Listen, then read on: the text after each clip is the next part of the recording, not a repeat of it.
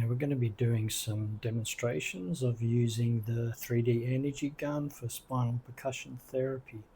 And I'm going to be showing you two patterns with the Occiput.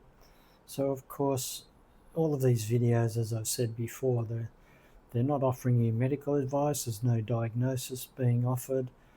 This pretty much depends on the fact that you're able to make this clinical decision that this is the therapy that's needed, and this is just a demonstration of how to then apply that therapy. So we're talking about an occiput which is perceived to have been shifting laterally. So we're always going to be talking about right-sided patterns. So if you can imagine this occiput sliding almost laterally, and as it does, it tends to open up on that right side. So if you do a detailed postural analysis of this sort of pattern, you'll actually see the head doesn't appear to be sitting on top of the neck.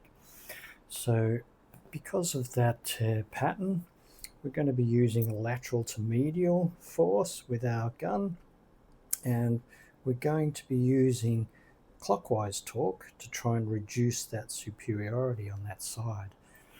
So of course with our gun, we're going to first turn the power on, so holding, then we're going to set, so we're wanting clockwise torque, the blue button here, and we're going to just set it on a low setting.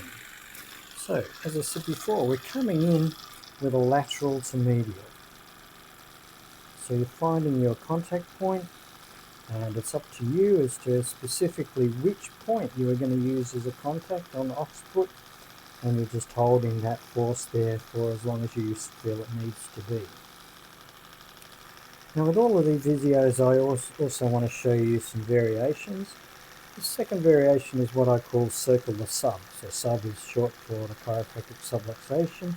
Circling it, we're going to maximize the input to this neurological level that we're dealing with. So we're going to start at the lambdoid suture, and we're going to work laterally along the lambdoid suture. And we'll come back along the superior nuchal line, and then we'll go laterally again along the inferior nuchal line. So we're trying to maximize the input on this whole occipital area.